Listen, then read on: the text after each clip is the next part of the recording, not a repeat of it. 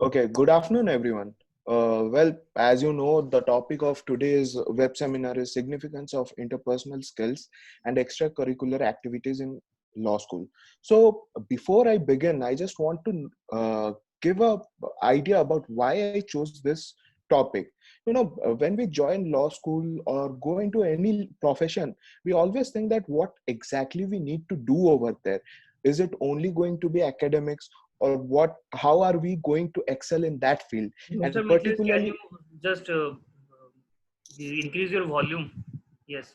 Yeah, Yes. I'm just trying. Yeah, right, it's okay. Yeah. Yes. Yes. So when we enter into a law school, and particularly when we are talking about legal profession, so in that, when while everyone whoever has been to a law school, he knows that we are always confused about this fact that what exactly are we going to do in a law school.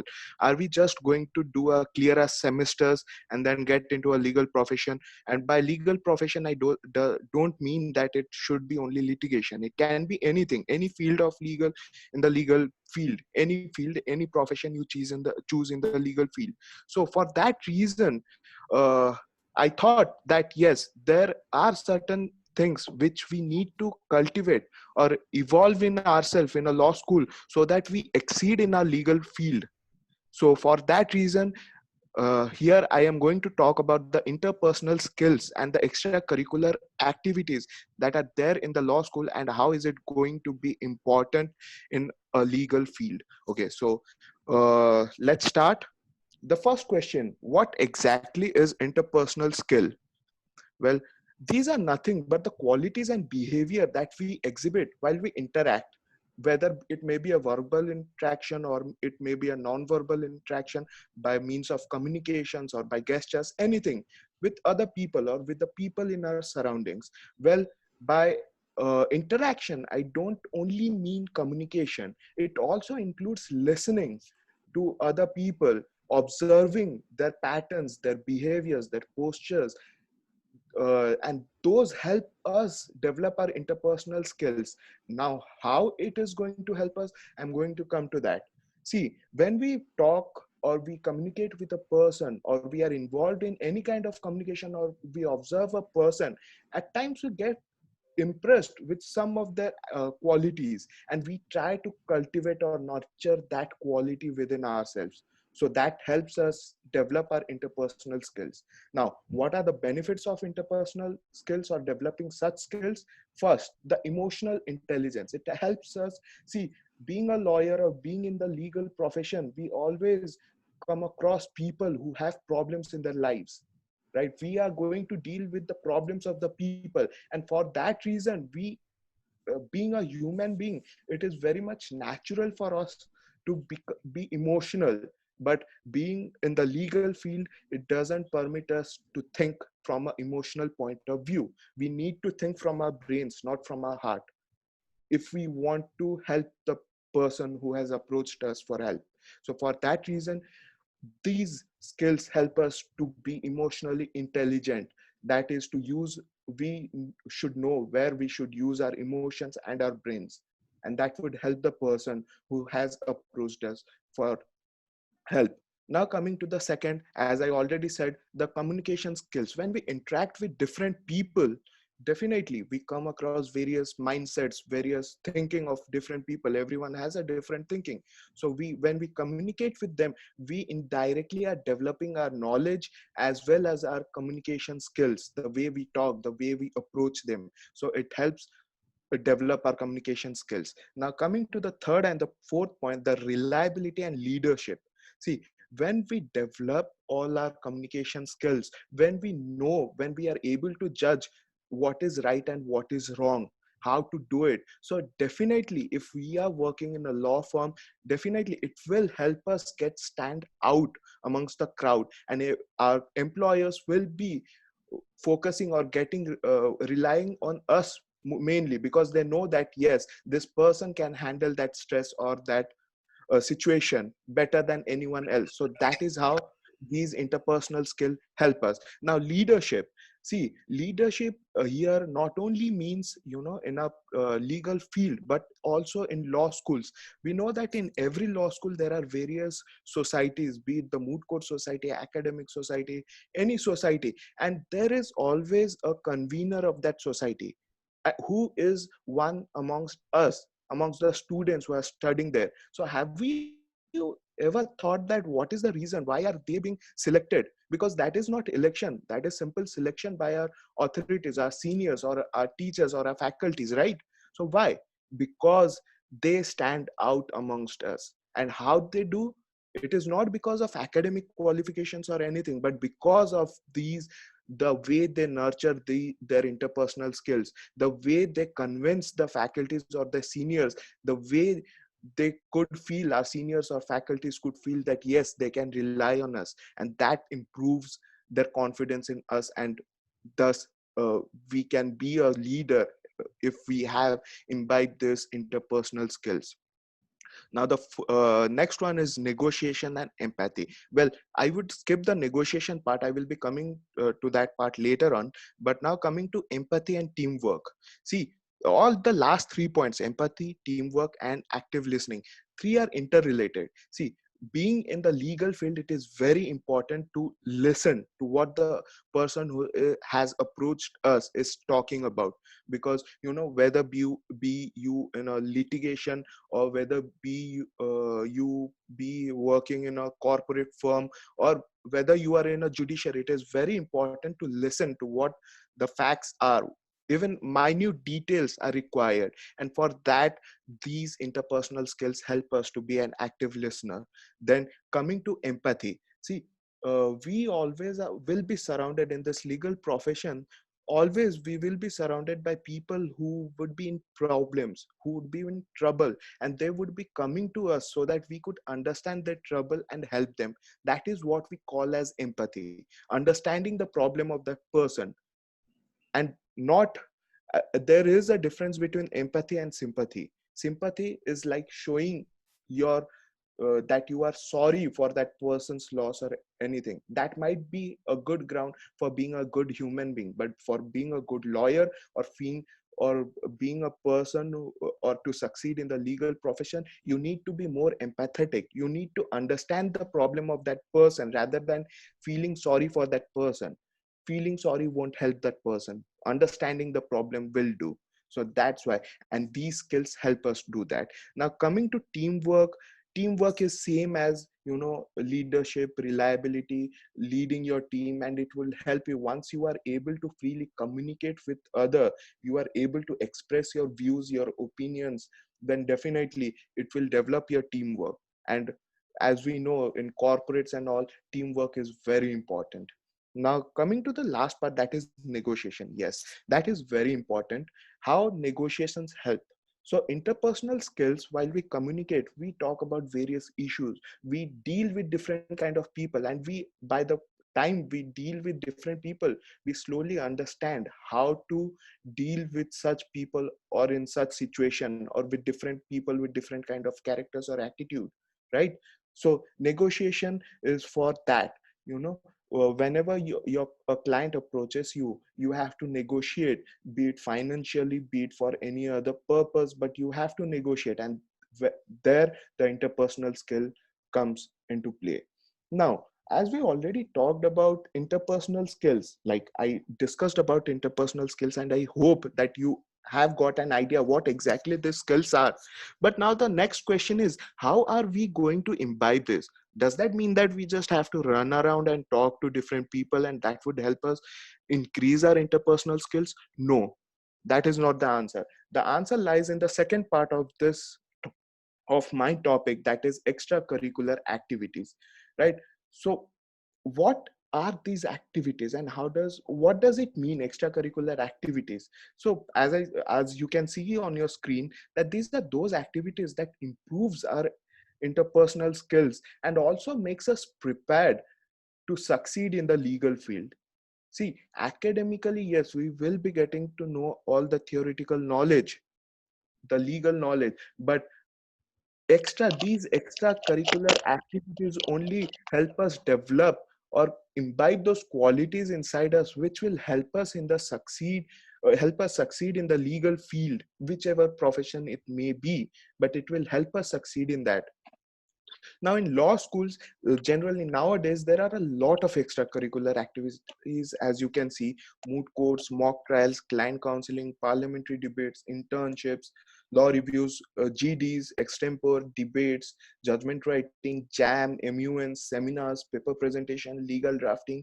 So these are different kinds of extracurricular activities, and to be very clear, these activities are organized by almost every law college every year, and they organize it for entire law schools like all over the nation. They organize national events for these, so you can easily participate in that.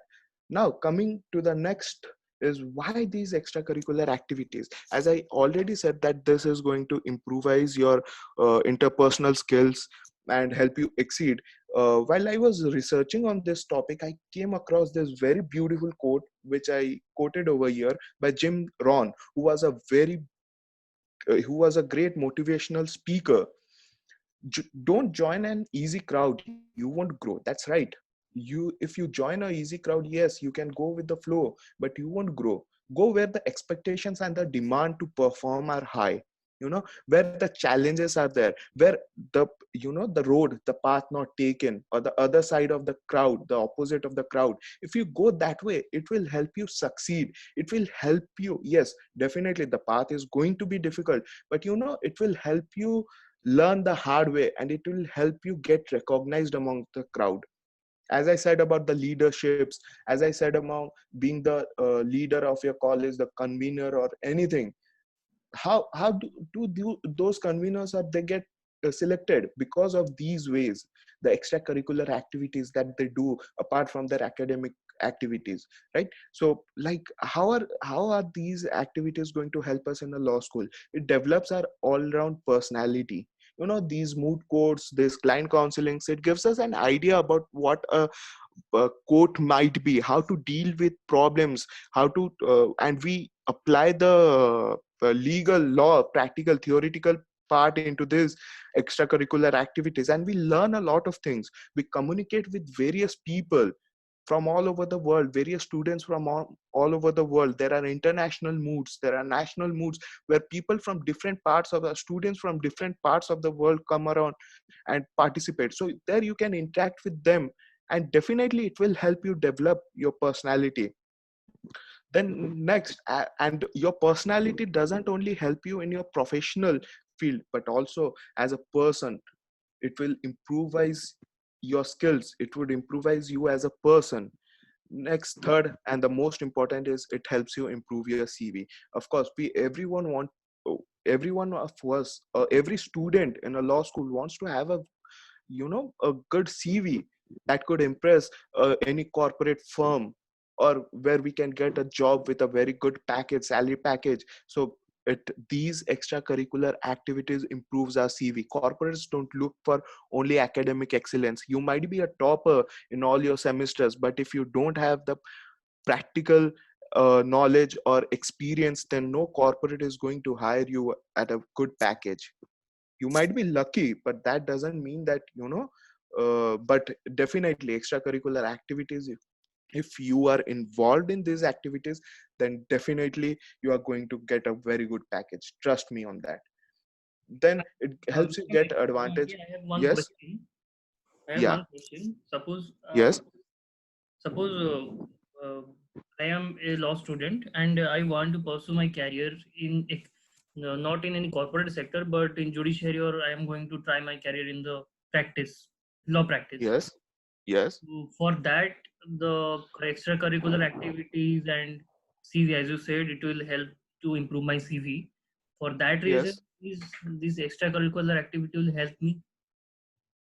Yes, definitely. See, as I already said, that these extracurricular activities or these interpersonal skills not only help you in any particular legal profession you choose, it is for the entire legal field. For example, if you are talking about being a lawyer, definitely the moot courts, the client counselings, the parliamentary debates, that helps you place your points clearly. Because in these moot courts, client counselings, you are able to face some of the problems, and you understand how a court functions, how to argue, how to present yourself before the court, how to deal with the emotional problems that are faced by the client. So that helps you succeed in your profession, being a lawyer, that you would already have an idea how a chamber works or how a lawyer works. So definitely it's going to help you. Now coming to the second part, being into judiciary. Yes, right, as I already said, these parts in judiciary, you have to be more empathetic, you have to be emotionally intelligent.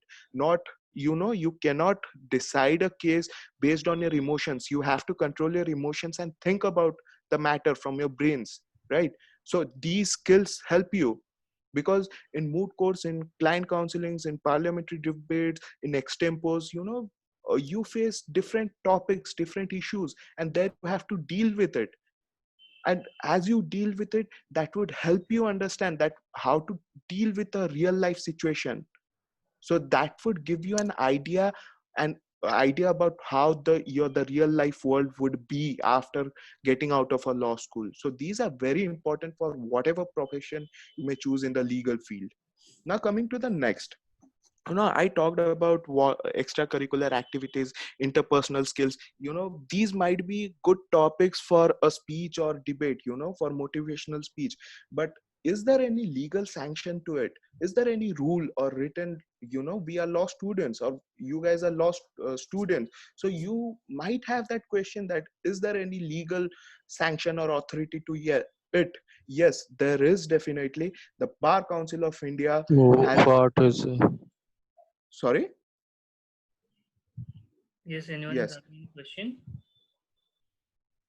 Okay, the fine. Bar Council. Yeah. So as you can see on your screen, the Bar Council of India has given many guidelines, and it has a rule of legal education 2008. It is there, even you can find it in the Bar Council of India website. And there are various chapters which make it particularly mandatory for law schools and colleges, and for students to follow. I have mentioned all those clauses, right? Like chapter 2 clause 10 speaks, where BCI clearly states that all law schools should include tutorials, moot court exercise, and seminars along with the theoretical classes. And it has also stated to give marks to the students on the basis of that. The Schedule 2, Clause 6, Part 2B, serial number 24, it tells about how the marks should be broken down in case of this practical classes.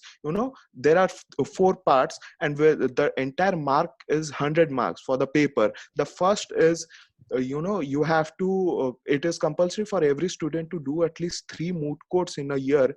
And out for that, each moot court you would get 10 marks. You would be judged out of 10 marks, out of which 5 marks would be for written submissions, that is your memorandum, and 5 marks for your oral advocacy. The next is, what is the purpose of a moot court? yeah, the purpose of moot court is, it would help you develop your activity. See, what basically happens in a moot court, you are given a problem, you do a research, you use your theoretical knowledge as well as you use your mind, and you apply the theoretical knowledge that you have, or the law that you have studied, to the problem, and you try to solve that issue. You have to present it. It is like a dummy court. You have to argue in front of the judge. You have to convince the judge as to how the case favors you, how the law favors you, and why you should not be punished. There are various problems that come. There might be civil problems, criminal problems, and through that you get an idea about applying the law, the theoretical knowledge that you are getting, into the practical aspect, into the problems, and that would definitely help you grow as a lawyer. So that is how moot is going to help you. Then the second part, is Just it I have clear? one question. Uh, Yeah. do we need to involve in every kind of extracurricular activities, or we See, can go with some of the extracurricular activities as mentioned by you? no, there are many extracurricular activities. See, you cannot be jack of all trades and master of none. you know Okay. you have that you would be having certain affection or affinity towards a particular activity, extracurricular activity. But yes, as per BCI guidelines, these are the guidelines that should be followed by law schools and universities. I'm sorry that, but the traditional law colleges are usually not following this. I don't know why, but yes, there are many these nowadays the law schools that are coming up, the NLUs, they have these strict guidelines for their students. They have to do this because this is a BCI guideline. We cannot just ignore it and go. And it would help us. For that reason, extracurricular activities have been a part of our syllabus or have been a part of our semesters. But traditional law colleges don't follow this. I don't know why. Now coming to the second, as I said, the 30 marks would be for moot courts. Then the next is, it is mandatory for students to attend 2 trials in course of last 2 or 3 years of LLB studies. And they have to maintain a record and enter the various steps that they have observed during the attendance of the court trials. And that would carry 30 marks. So here comes 60 marks. Then the next 30 marks is to observe 2 interview sessions of clients at the lawyer's office or legal aid office and record the proceedings in a diary, and that will carry 15 marks. Okay. Then each student will further observe the preparation of documents, court papers by the advocates. One And question. yeah, sure. Books and court proceedings both are different. Yeah, definitely. See, books teach you law. Court proceedings are not only based on laws. You have to apply the law to the problems. See, everyone doesn't have a there's some problem with your mic. Hello. Hello. Yes. Yes. Could you just mute your mic? Participant, can There's you some sound coming. unmute yourself? Mute yourself. Hello. Yeah. Thank you. Participant, please mute yourself. Hello. Yes, you continue.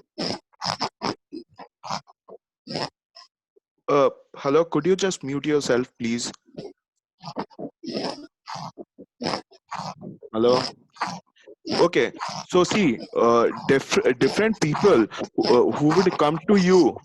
If you are a lawyer, different people would be coming back down to you. They would be having their own problems, and law doesn't set out rules for dealing with everyone's problems. You know, everyone's problem would be different. It is you being a lawyer, you have to apply the appropriate law to the case of the problem or to the problem of your client, and you have to solve it. So definitely practical knowledge and theoretical knowledge both are very different. See, and the next part, and even this is the most important part that I want to focus on, and this is a part where I get a lot of questions, is the schedule 3 clause 25. It makes it mandatory that each student shall have completed minimum of 12 weeks of internships if he is in a 3 years course, and a minimum of 20 weeks of internship if he is from a 5 years integrated program. And there is a proviso in this that an internship in any year could not be more than continuously for 4 weeks, and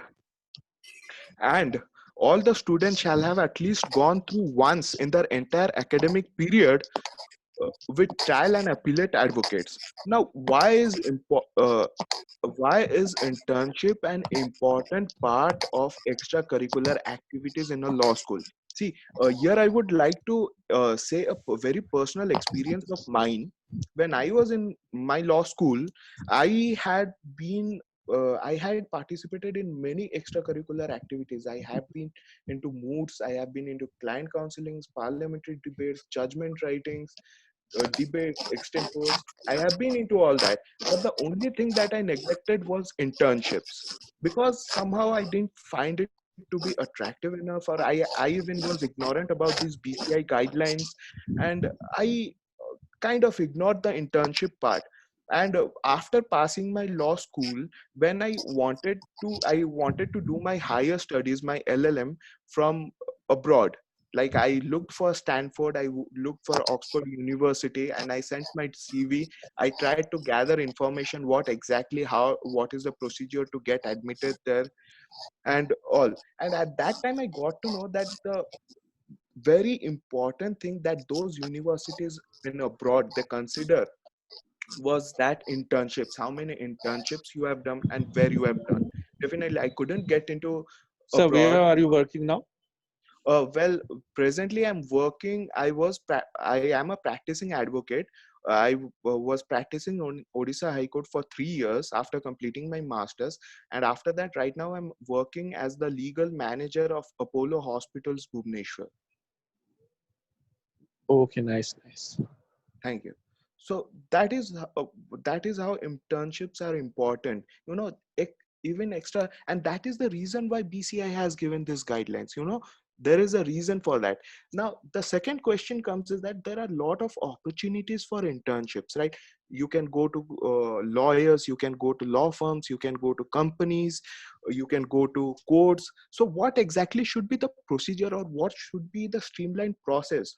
Because we have 5 years in law school, what is the flow, what is the process or the streamlined way in which we should do internship, so that it would even help us understand and value the internship, as well as uh, we could follow the BCI guidelines.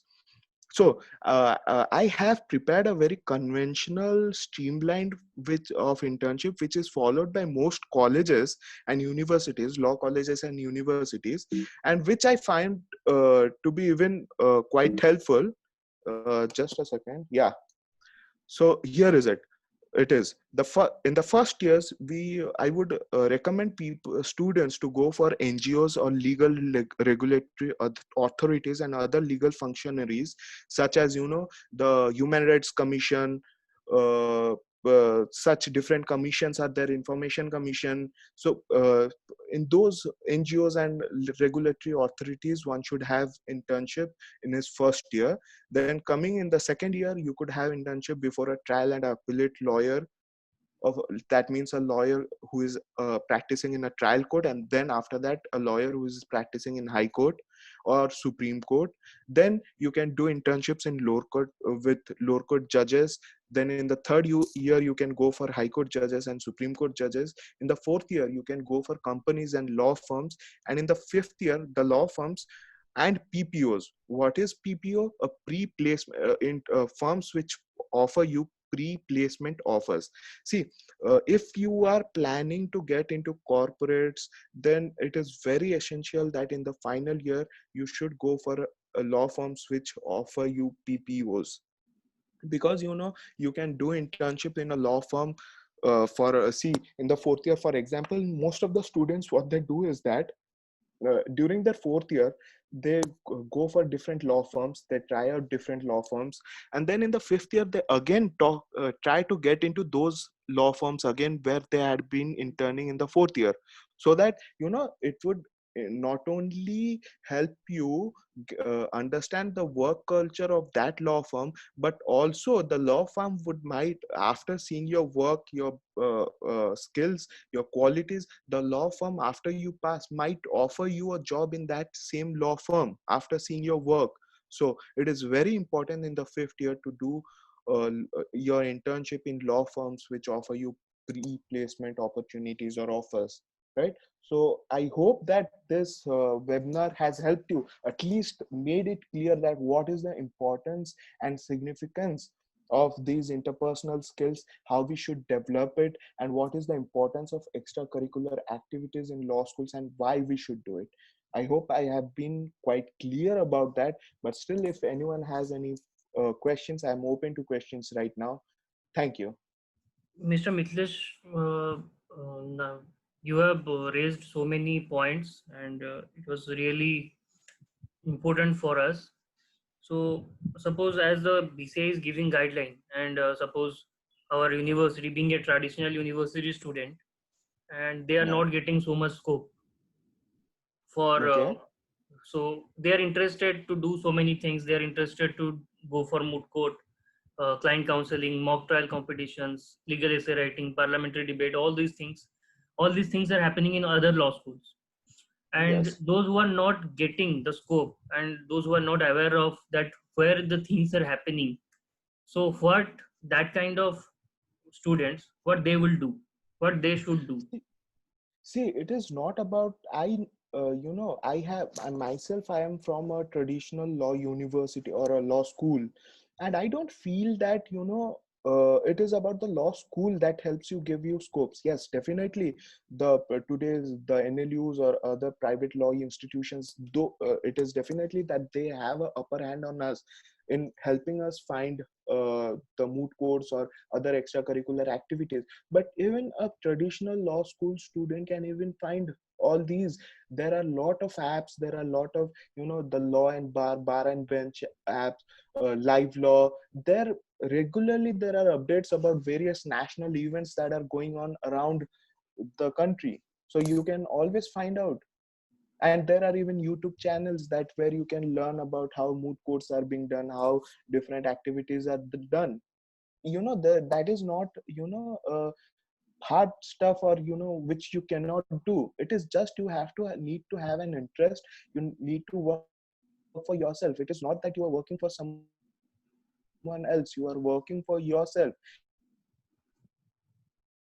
Coming from a traditional law college, I'm proud to say, I feel proud that yes, during my law school time, I have tried to get access to as many moot courts I can do, as many client counseling or different extracurricular activities we could do.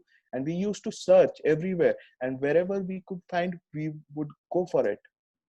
So it depends on you, it completely depends on you. There are a lot of opportunities. But the thing is, sometime what happen? Yes. Some people have the scope, some people have both scope and ambition. But what Yeah. problem they face that they don't have that capacity or confidence to express themselves. Like Yeah. someone is coming from regional background, like from the regional language they have studied their schooling. For that reason, maybe for other personal reasons, they are introvert or they are not expressive, they are not prone to crowd, they don't like to express themselves in the crowd, so crowd fear, a stage fear Yeah. that we Right. say, that is the one of the Yes. biggest problem we face. Though we have ambition, though we have that we want to change something, we want to participate, and all these things they have, but the See, confidence issue, that is the main issue usually some students face. And how to deal with all these things, what is your opinion about it? Usually, see, when it comes to that, yes, I know, understand that when you are going to move for a first time or appear in before a crowd and speak before a crowd for the first time, it is going to be difficult. You would be conscious, but it's absolutely okay. You need to have that in your mind that it's okay. Yes, it's my first time. It's okay. And usually, when I used to do that, when it was my first time, what I used to do that was, uh, when the colleges should even help, your seniors, they should even organize the fifth year. You can even ask your seniors that, why don't you organize a debate, why don't you organize an extempo, why don't you organize as a moot court.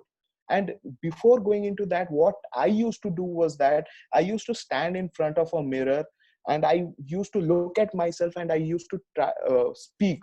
I used to talk, whatever be the topic, I just start speaking, and I observe myself. How am I performing? Whether I'm doing good or I need to improvise. And by that way, I kind of somehow built a confidence that yes, I don't have to look at anyone else. I have to just perform what I have been practicing in my home in front of the mirror. That is one of the way which will help.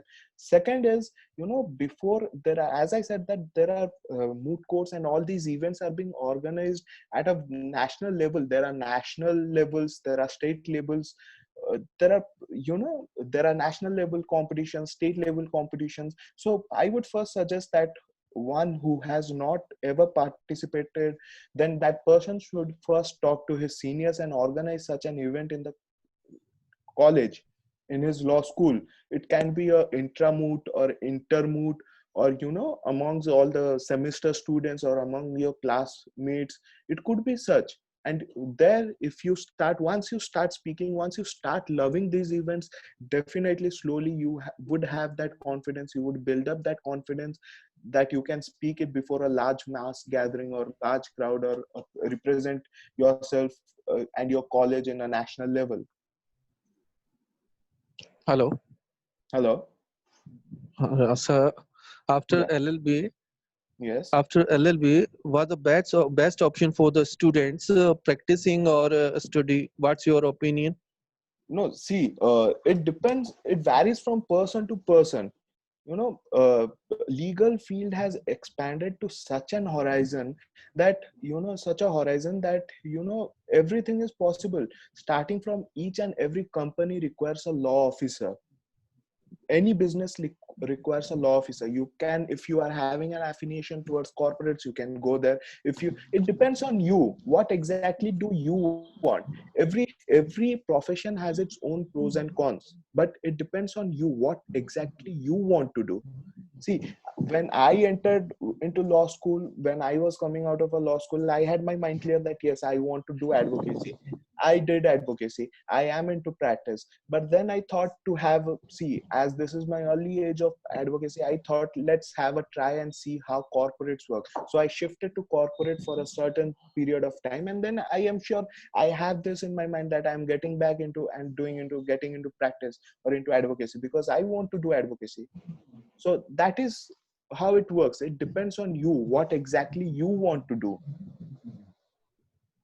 Sir, another question is, it is a very Okay, thank you, practical sir. Thank you. Thank you. Thank you. Thank you, sir. Another question, it is a very practical problem that Yes. sometimes what we have observed, that those lawyers who have certain backgrounds in the family, Yes. they usually prefer to go for practice because they have someone in the family, so they will guide them. Okay. So, and in the Okay. initial stage of practice, it is very struggleful. As we all know, Yes. being a lawyer, it is very struggleful. If you have a background, Yes. it is also struggleful, but some help you will get. If there is Yes. no Right. background, if there is no background, it will take 5 to 6 years to grow in practice field. For that Okay. reason, during the practice period also, so many lawyers are trying their career in other fields also. Okay. So do you think uh, what step during the graduation, during the time of LLB or BLLB or any integrated law course anyone is doing, what step we should take so that we can instantly choose our career after the finishing of our graduation? See, it is true that there's a lot of struggle in litigation, but your family background doesn't matter. If you are a first generation lawyer or a second generation lawyer, or you don't have any background, it doesn't matter because everyone has to go through that struggle phase. The litigation, you have to make up your mind that yes, there is going to be a struggle, but in those cases, these skills help you because if you are aware about how to do moods, how to conduct client counselings, how to prepare documents, how to draft, then definitely your senior will be having an impression that yes, he can trust you with his case, and that would help you to succeed early in the legal profession. Now, the second question that you asked, that how to decide what profession you need to choose when, as soon as you get out of your law school. See, that is a very tough question because there is no specific answer to that. It depends on you what exactly you want to do. Yes, you might take a wrong decision. For example, some find that yes, I might while in the first year they might be thinking that yes, OJS is a easy option, I should prepare for OJS, and by the time it ends you would have changed your mind that yes, I should go for teaching line or anything, and then you would join teaching and you would find that no, this is not helping. So there is always a time for getting back. Law is such it has such a wide horizon that you can choose anything. You always have a time to get back and try a different thing, because if you get into litigation, that yes, it would take 5 6 years to get start getting out of your struggle period. So that 6 years are there. Teaching line, while you are litigating, you can even try for teaching line. No one is going to stop you. You can go and have take those visiting professors or visiting teachers. You can have that.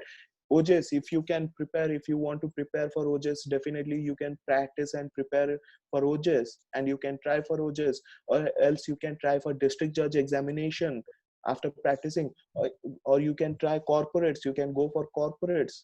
So it depends on you. There is no fixed way to know. It depends on what you want and what do you want to do and in your life, and which way you want to go.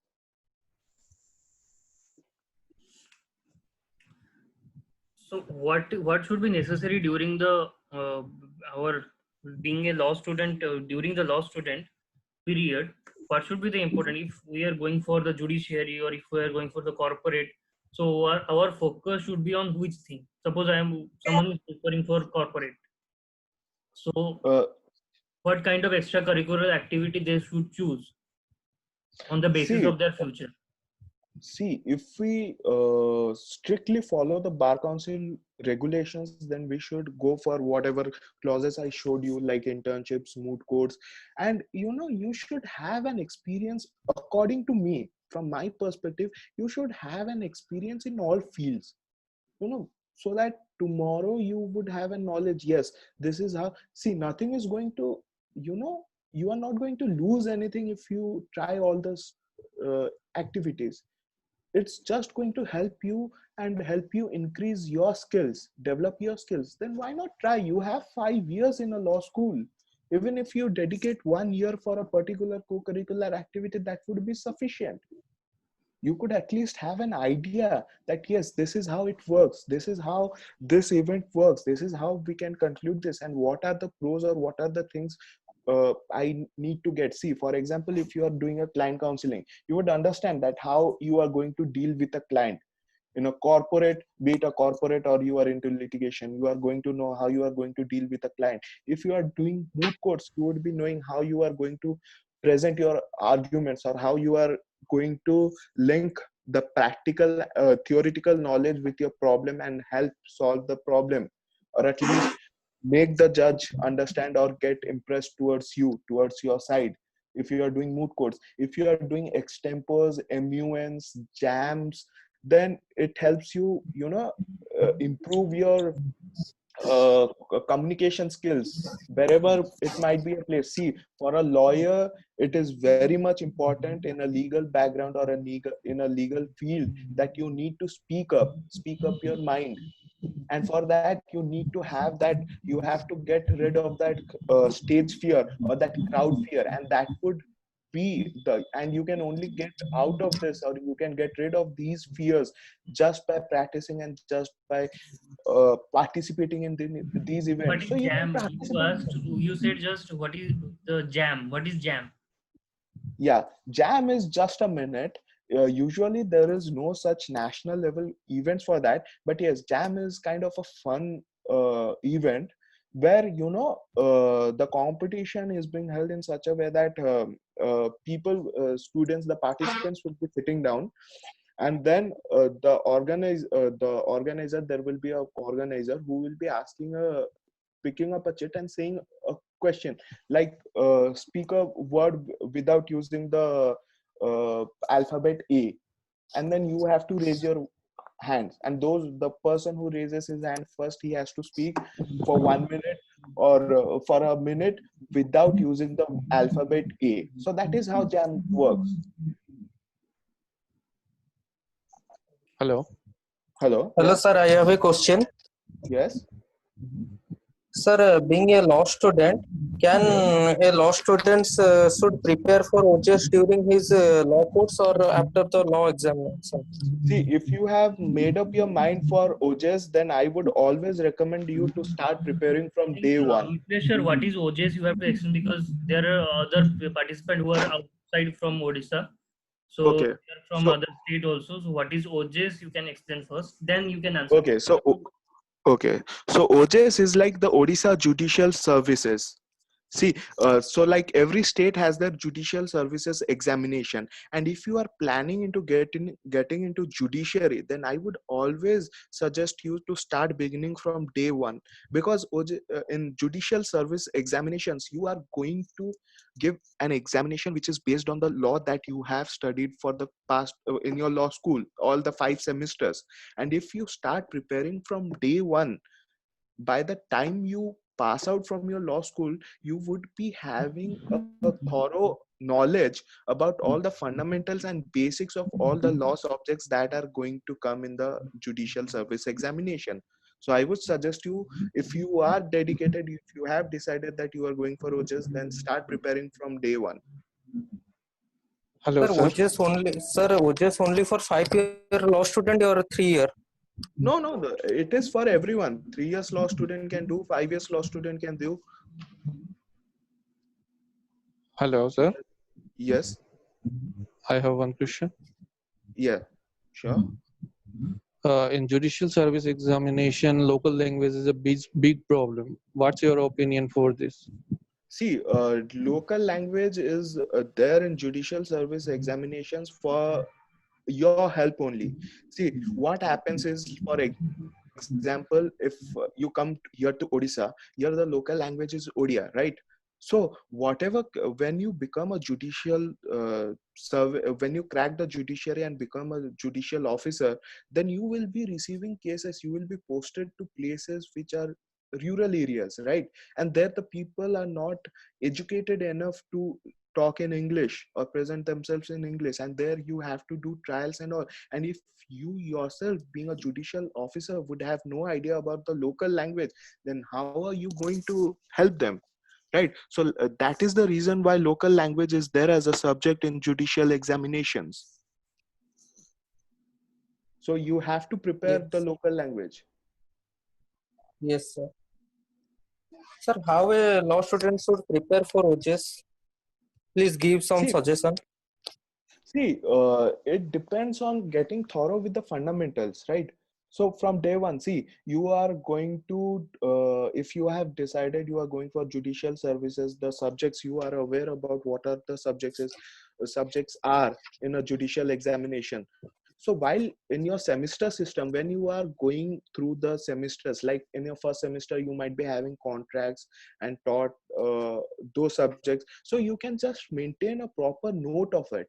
You know, whatever you study, you try to understand the fundamental, the basic behind it. What is the fundamental? You can divide it, the elementary elements, the basic elements, the main elements of each section. You can divide and make a note of it, separate notes for every separate subjects that you study. So what it will help is that by the end you complete your 5 years, you can have a refreshment of your memory if you have written down all the law subjects in different notes, as well as you would be, if you are aware about the, if you have grasped the fundamentals. See, law is such a vast subject, you can never remember everything. But yes, if you have understood the fundamentals, then you can anytime, if you overlook again, look back to it, you will understand the provision uh, quickly, grasp it quickly, you know, refresh your mind. So that exactly you can do that, because what exactly happens is that after you get out of 5 years,